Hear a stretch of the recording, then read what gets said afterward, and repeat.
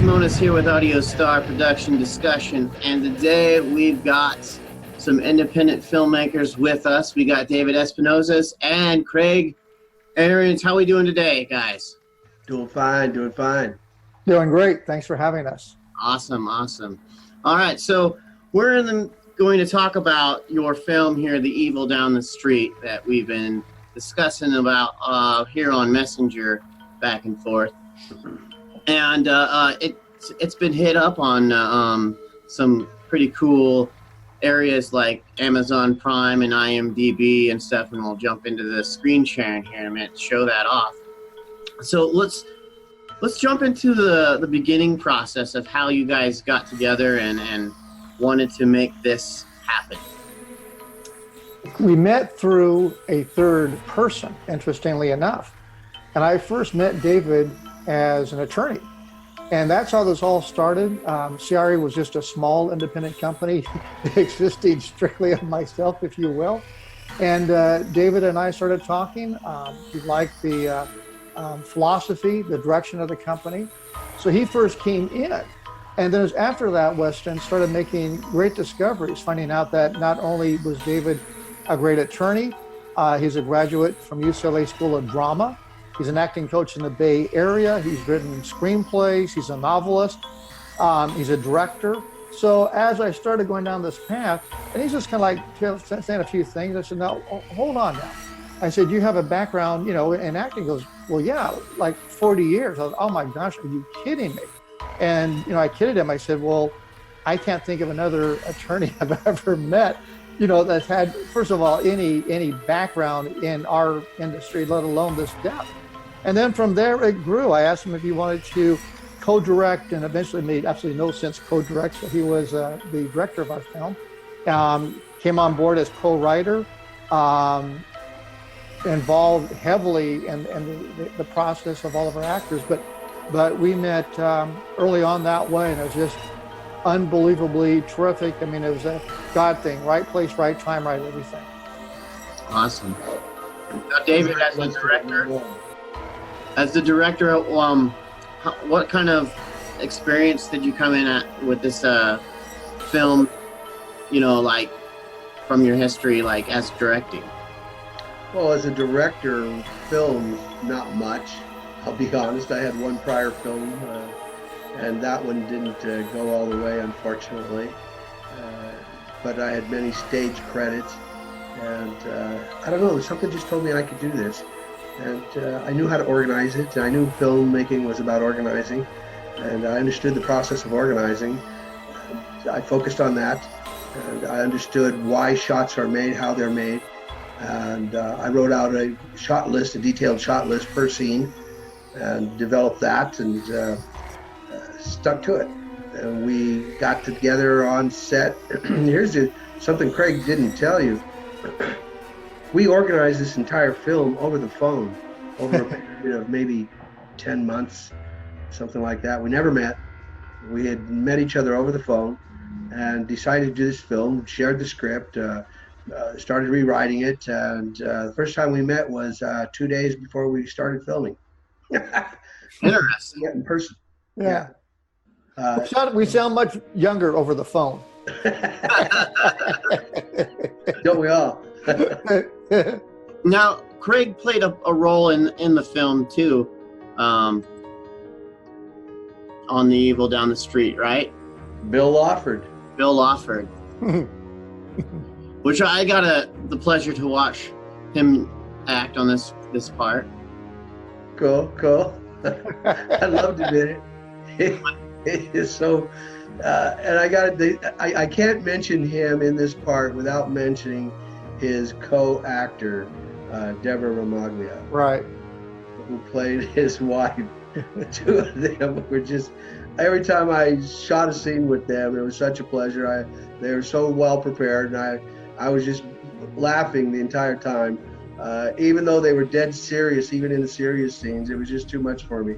I just loved the combination of them all. We're going to bring them back, just a hint in something. Oh, yeah. Yeah. Should do it. I thought they did a great job. So did I. I was very pleased with both of them. Craig, actually, when originally I had wanted Craig to play the part of Michael Ryan.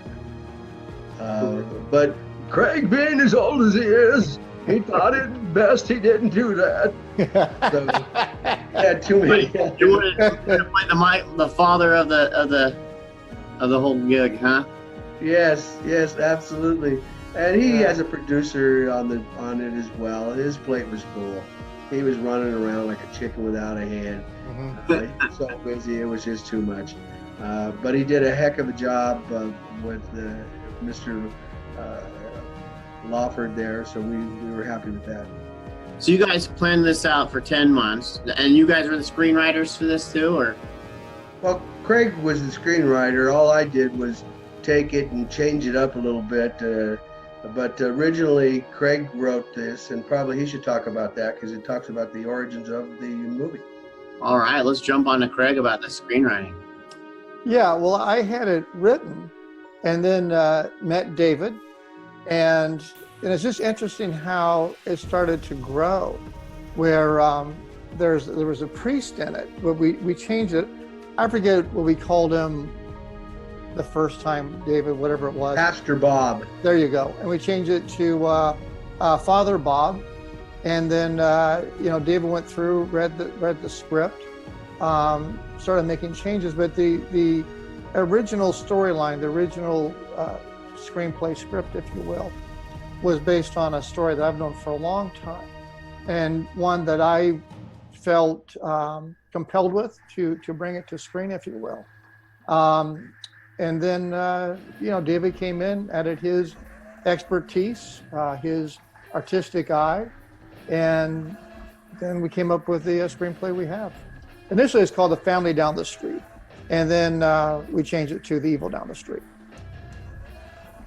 Yeah, I think I remember when I was talking to one of the actresses on your set there, Elena Gerard, is actually where I actually met Craig from. So cool. Yeah. That's right. Was she talking to you at the time or something, or what was that? I connected with her on social media here. Oh, that's right. I remember that. Okay. I was down there a few times in Fresno, California with KP and George Johan and a few other film producers doing some music video stuff, and we connected that way through the social media kind of area, and that's where I met you. Gotcha. And we had another discussion beforehand about this film on Facebook Live. Right. That's right. That was fun. Yes, it was. Yeah. So we got the screenwriting, we got the directing, we got part. Okay, so when it comes into like the actors and they're coming in, tell us about what you're looking for when it comes into the part of the actors, like and the angle and all that kind of stuff, with the emotions. Because I know that emotion is very, very important when it comes to, because the emotion, if it's not right, it's just ugh. Well, you're kind of talking about two different things in your comment, and I'll address them both. The first one about what do we look for in our actors? Mm-hmm. We look for an actor who, first of all, can act. Right. And most importantly, one who can take direction. So when we audition actors, I don't look at their reels. I have them submit an audition.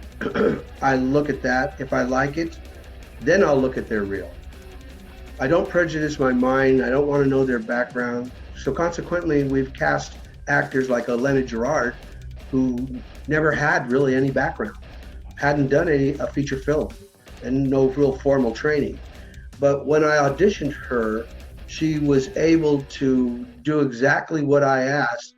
And then when I gave her redirection, she got it back to me within an hour. That quick. Yeah. And that tells me she wants the job. And it was very good. So I realized I could direct her. And that's what was important. A film we just shot, not to segue into our other film, but a film we just shot, The Crumbs, we cast top-notch actors. And their reels, their backgrounds, their resumes, they had 100+ feature films behind them. I never knew that.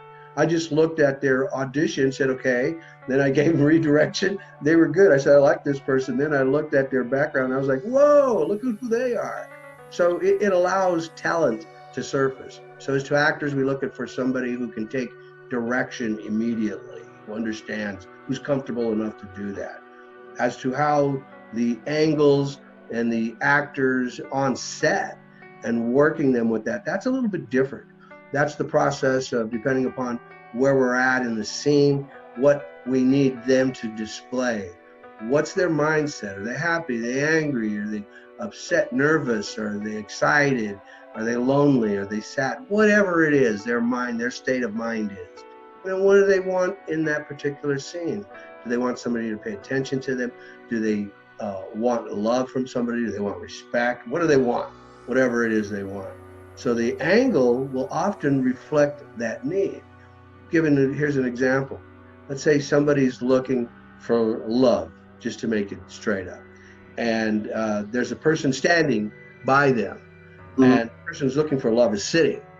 Okay, I would shoot it from the POV, the point of view of the person sitting upward at a low angle. That's a low angle because I'm down here low, shooting upward. Okay, that would give them in a position, the person above them, of domination. It would show they have some control. This person's subservient. This person, let's say the language is, where are you going? And the response is, never mind, I'll be back. And so you can see how that would work even with something like that. And let's even change the language. Be careful. And this person says, don't worry, I'll be back. Now, just because the language changes, not going to change the intent of the scene, not going to change the emotional quality of the scene based on the angles and based on the actions, what the actors are doing to each other. So there's a whole different dynamic, and without getting too more involved in that, I'll leave you on that. I think you kind of hit it pretty on the button with that one. Well, thanks. Yeah. All right, so after you get all this done, you got you shot the angles, you've picked out your actors, you did all the directing, you wrote the screenwriting, and now you're gonna. Are you guys edit yourself, or you ship it off to someone else who edits for you? We have a post-production editor. He was also on set, but also the editor and post-production, which works out really well. He's, this way he's very familiar with everything going on. Now, the way we operate though, we'll get the raw footage, it'll go to David and myself. I will download it into my editing software.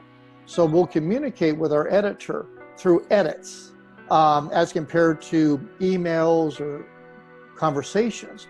That it's a visual art that we're doing with the video that we have. So I will edit on our end. David and I will go through it together and ship it back to our editor. But yeah, we're certainly we'll set up there. What you're wanting, kind of, you're saying? Say again, I'm sorry. That way your editor knows exactly what you're wanting, instead of telling them something and then him trying to predict what you're doing. Exactly. It's just too hard to have somebody see what the other person is seeing. So it's just the most efficient way of communicating. I will send edits to David. We'll go through, get it the way that we want it to be, and then ship that onto our editor for the final edit, since he has all the footage. Sounds like a good process for you guys going. All right, so you got this all edited. You got someone putting in sound effects for you, and that usually is your editor, right? Yeah, he will drop in all the sound design from our sound design engineer, yes. Awesome.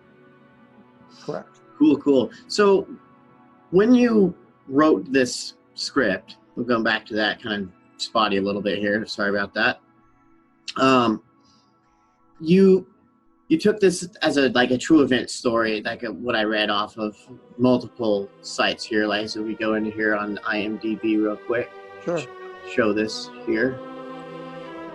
It says right here that it was based on a true event right here. Right.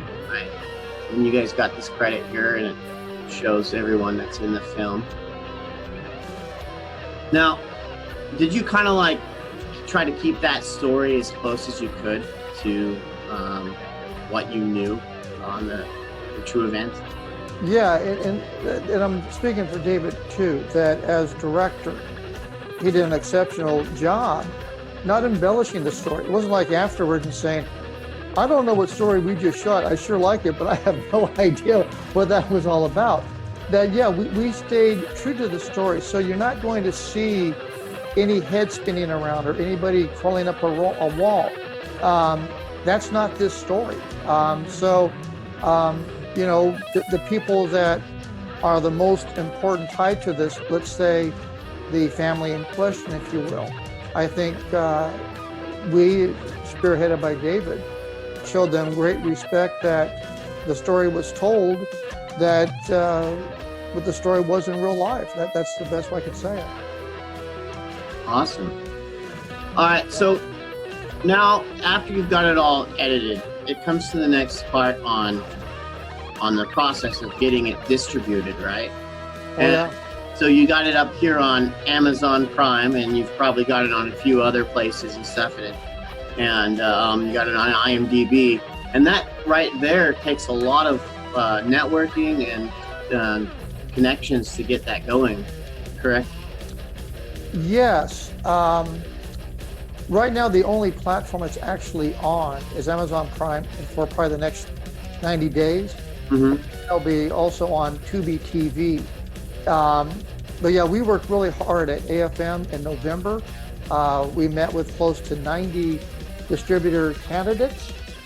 We whittled that down and down and down, and Dave and I feel very fortunate. We had 9 offers on our film, and the one that was the best fit for multiple reasons was Indie Rights, and we are just tickled to have them as our distributor. But David and I, with our backgrounds, we really vetted these other distributors, and it wasn't like one of these things, oh, we have somebody interested in us, let's jump in bed. That, you know, we did our due diligence, and Indie Right came out on top. Cool. And I see that you got some other placements going on here. You can see on the screen a few of them that I'm going to jump onto. That there's a bunch of other ones here. It looks like they're talking about your film here. And now, I don't know particularly how many places have talked about it, but I've seen quite a bit of coverage on your film here, and that's pretty awesome. The promotional side. Well, we feel really blessed. I think David and I have done a really strong job. Let's just say our whole team has, of as an indie filmmaking unit, to get the word out to people. And like everything that you just hit on, we're very blessed. I mean, people having us on different blogs, podcasts, as we are with you right now, and people helping spread the word on our film. Yeah, that's awesome. If I might say something real quick, I appreciate Craig continuously involving me in that process. But the majority of the marketing strategy is due to Craig's background, and prior to all this mortgage background, banking background he was involved in, marketing strategies, understanding what it takes to get to your market, to get to these people. So much so that other people are coming to Craig and asking him how it's done.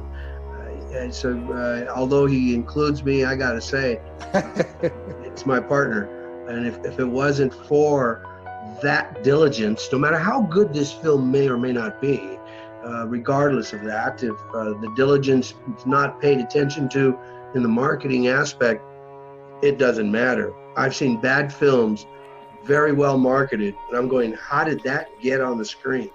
And then I've seen very good films that were not marketed, and I'm going, why wasn't that put out there?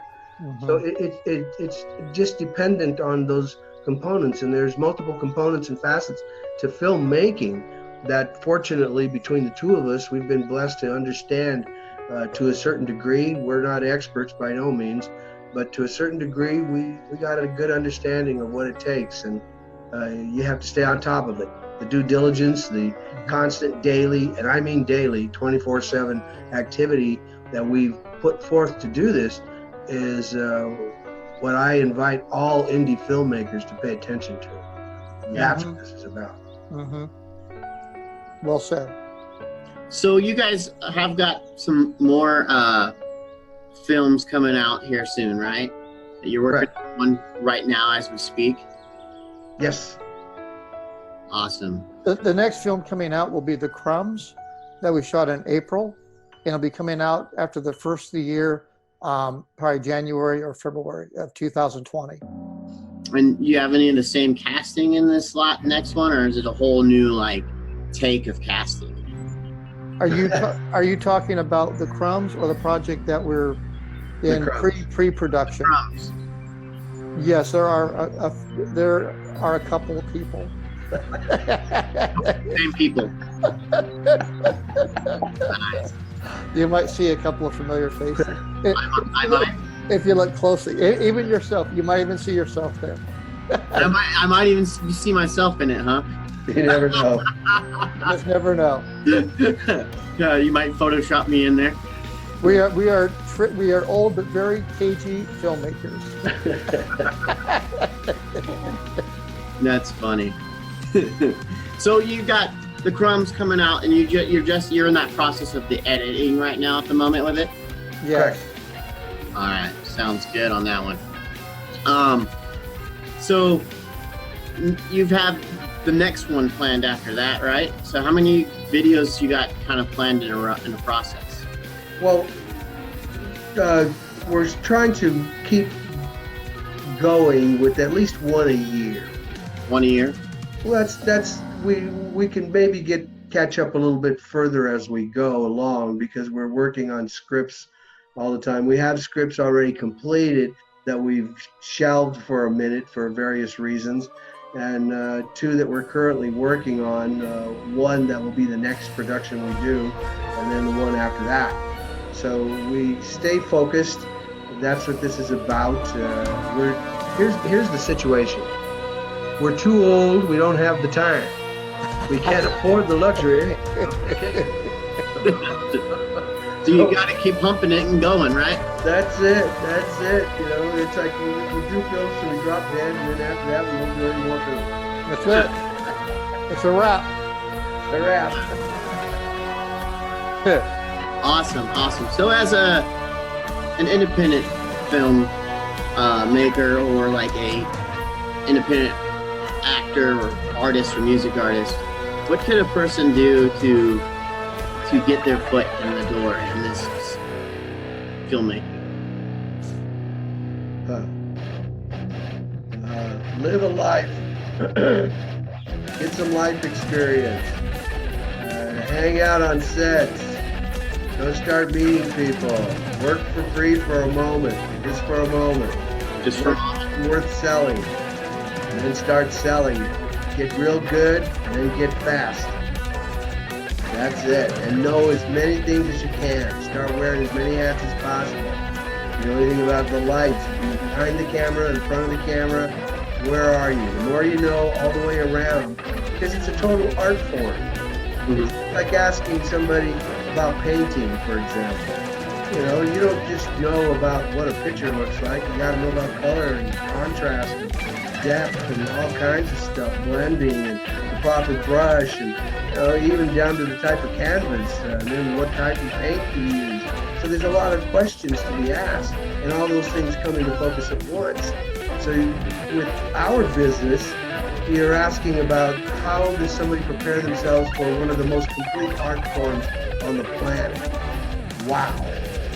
Learn everything you can about everything and anything you can. That's to begin with. And then start reading. Read as much as possible. Find out about people. Start visiting other people. Know people. Watch people. Because that's what this is about. It's about people. And then start learning how to write. All right. Learn how to write. Writing can be very complex. Or simple. Very simple. Just depending on what you're doing. Well, ironically, art form, the writing is completely different than any other art form. It's not like writing a novel or a poem or a short story. It's completely different. The format's different. The structure's different. The content's different. What it requires, and it's pretty strict formula. As Craig and I both know, Craig probably can tell you some horror stories of writing, as can I. So yeah, by all means, writing. What I'd like to add to what David said, Weston, being a banker for 25 years, a mortgage banker, the last thing that you want as a mortgage banker is a block of unsellable loans. That's like the worst possible scenario. So as an independent filmmaker, the worst thing that we could have would be a film without good distribution. So before this film was ever shot, before we did anything, I already had distribution in place with a company called bitmax.net on Sunset Boulevard. So I always knew our film would be out there. And then what was always in my mind was the best execution. That was our safety net. But now the upper end, where can we go with this? Setting that aside for a moment, the other key component which David touched on, that's marketing. And without that piece, how do the likes of David and I get this to you, anybody else? And I feel very blessed, we feel very blessed and grateful. I was at a dinner last Saturday with our distributor, and they have slightly over 800 titles that they distribute. Our film, for, I don't know about this week, but the prior week, they put out their top 20 films as far as minutes played at Amazon Prime. Our film was number 1. So wow. That's congratulations. Well, but thank you, but you have to give credit where credit is due, that our support people, inclusive of you, this contingent of people in the paranormal and horror groups, and this base that is getting incrementally wider on a horizontal plane, just have wrapped their arms around this production. So it's that whole thing, man, of going together that, David and I are able to have a chat with you and be able to say that, we came out May 1st, and the second month of our film being out there, we were top as far as minutes played.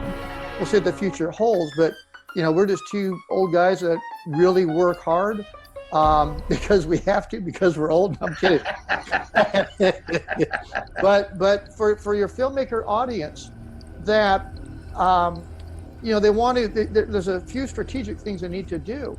Number one, have a handle on their cost base. What is their film going to cost to produce? That's very important. And secondly, with that, what are they going to do with it when it's done? And if you can't fundamentally address those two issues, you have no business really shooting film until you have a really good handle on things. That's my 2 cents. Holding a good budget on it. You have to. Costs are everything. I mean, nobody has a problem spending your money, and that can go real fast. And if you run anything at anything, things are always more expensive than you expect, and your revenue is always going to be less. So if you have that in mind and you still like the numbers, great. But costs can go fast. So indie filmmakers, I applaud them, but watch your costs and have a good back-end strategy. What are you going to do with your film? Well, I'm going to work on trying to get a film together for myself, but I'm in the area where I'm just still need to study about it some more. Try to take that towards a film. Yeah. So, I'm mostly into the music world, but sure. But I love film, and I do a little bit of short film stuff myself. But most of the stuff I do is just this little ad for social media, this and that. I mean, that's nothing like a movie. A movie just it's hour or longer with content, and most movies are around 2 hours. So, right. And I really enjoyed watching your guys' movie. I thought there were some great shots in there. Let's see here. What was some of the cast people you had in that film? Lena Gerard. Lena That- Gerard. She played the very beginning, the Katie, Yeah. course, Katie Ryan. Our good friend Kelton Jones. Mr. Kelton Jones Mm-hmm. played Michael Ryan. Tara Malante, she played the daughter, and Sophia Sparks played the youngest daughter. Mhm. And then you had a few just like C-roll people in there that came here and there. And you had who played the pastor? Father Bob, Father Bob, yes. a guy by the name of David Espinosa. David Espinosa. Yeah, he played Father Bob. He looked pretty familiar. Yeah, but he's since got a haircut. Just got a haircut since then. I tried to get rid of the disguise a little bit, but it didn't work. The bald spot on my head's still there, so it's a giveaway. As an like an actor that wants to jump in a film with maybe try out for a film first, how would someone get a hold of you guys to try out for this film? CRA Entertainment. CR Entertainment? Absolutely. Is that your website? Yeah, crentertainment.biz, B-I-Z.biz. And they can try out. Is that where mostly your contacts are for all your process of film? We will post on Actors Access and some of the casting sites. And we encourage people to submit that way. It's just cleaner for everybody. Otherwise, you can say, well, you know, I sent it to this and this and that. A good vehicle is like what David said, to see what's going on. Visit our website. I mean, you can see what's that's out there for the world to see. You can see what's in post-production. You can see what is in pre-production. And if you want a handle on, let's say, a particular role, once that we have enough information on a project, we will put it up on IMDb. And anybody who says, I could so play that guy, giddy up, submit yourself, and maybe you can. We'll see.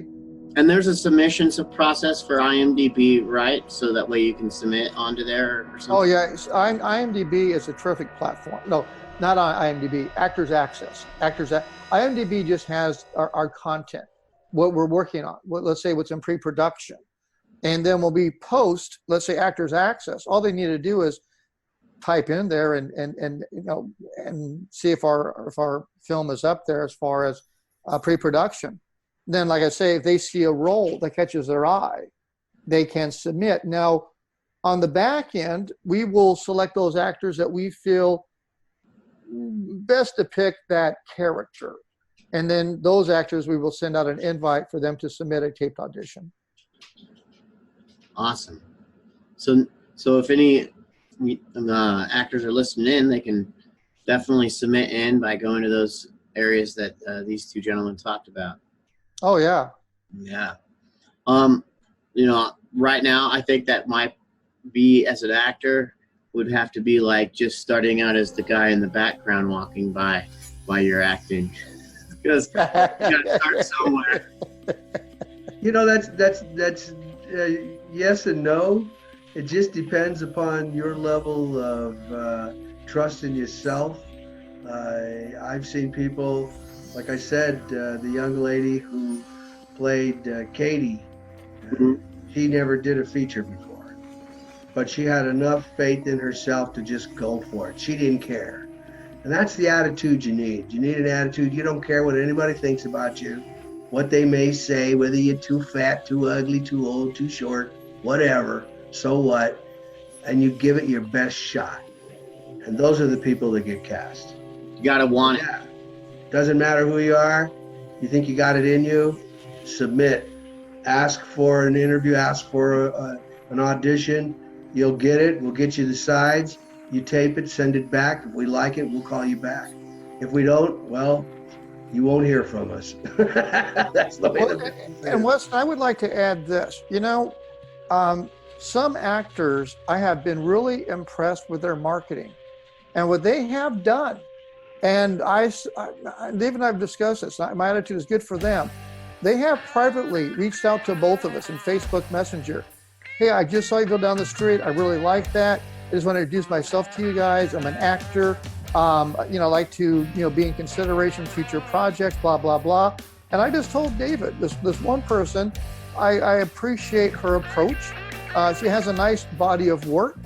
And if it came down to a couple of actors and without compromise, and I was like, who should we go with? We're going to go with the one that made the impression. We have a bit of relationship. We understood what they are about. They understood what we're about. They showed the film some love. They watched it, put a review, let's say on Amazon Prime. They're a professional as far as what they do. Not only as a professional actor, but they're marketing themselves. They're making an impression. And all you want to do in life is catch somebody's eye. So, I'd like to offer that to people because, if tie goes to the runner, if you're the one that somebody thinks, you know what, this guy has been around for a while, let's give it here to Billy Bob or Sally Mae. So anyhow, do you agree with that, David? Absolutely right. Persistence is important in this business. You've seen people, you wonder how they get the part. They're always there. Casting director sees them over and over and over and finally goes, I've seen that person. Let's call them. Bam. That's all I'm saying. Yeah. Persistence. Yeah. Persistence. And patience. Yeah. Lots of patience. You see how old we are? Lots of patience. I'm pretty young, so, Yeah. I'm a martial arts instructor, a music instructor, and write music, submit music, get rejected, get accepted, get featured. Submit your audition. Submit my audition? Well, I got to get better at acting first, so that's why I said right now at the moment I would have to be that guy in the background. If I could start practicing a little more of my acting, if you wanted some a dummy guy that can beat someone up and you're gonna make him the stunt devil, I could do that easily. Well, everybody has to start somewhere. But Jackie Chan, he did all his stunts. Yeah. I would love to sometime do a film, be in a film and act. Maybe I could start practicing a little more myself and submit something. So if you ever want lessons, give me a buzz. We'll talk about it. We'll have if we could do them over the video. Absolutely. Like this. I work with students over Skype, over the phone. You'd be amazed how I work with people at distance learning. You don't need to see somebody to understand what they're doing when they're speaking. Right. Yeah, and by that I don't mean their activity. I mean what they're doing to you. But we won't go down that road right now. I do that with guitar students sometimes. I got a few of them are drum students, vocal students. Teach them over video, tell them what they're doing right, and I take lessons from other artists. I did about 3 months with this one guitarist named Rusty Cooley, who's just this really awesome guitar player, and we just did it over video, just like this interview right here. Yeah. I see the guitars in the background. Very nice. Yeah, I do that, and I got a drum set over there, and yeah. Very cool. That's what I do. I'm a sound developer. I got a bit of a fun deal going over here. Wow. And there's my electric drum set over there. I have to kind of keep it electric over here because the fact that my studio's in an apartment area, so it's kind of acoustic drums won't work here. Not too well. Feeling. I play congas, timbales, bongos, and I've lived places where my neighbors did not necessarily appreciate that. Right.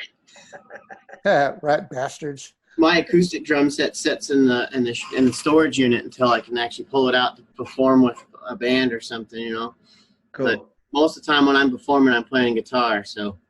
Very cool. And guys, I really enjoyed this discussion with you. And Crumbles is coming out. When's that going to be kind of in that process of being able to talk about the distribution on it? Our plans are for it to come out first of next year. Mm-hmm. We should be done in post-production September-ish. So maybe in the fall, David and I could come back. And start to talk about that? Sounds right. good. I look forward to seeing you. I look forward to seeing you guys too. And it was great discussion today. We kept it at a decent time, and Yeah. Worked out really well. Thanks Yeah. for having us. Absolutely. Let's do this again, and looking forward to the next one. Very Same cool. here. Thanks Thank for you so inviting much, us. Weston. Thank you.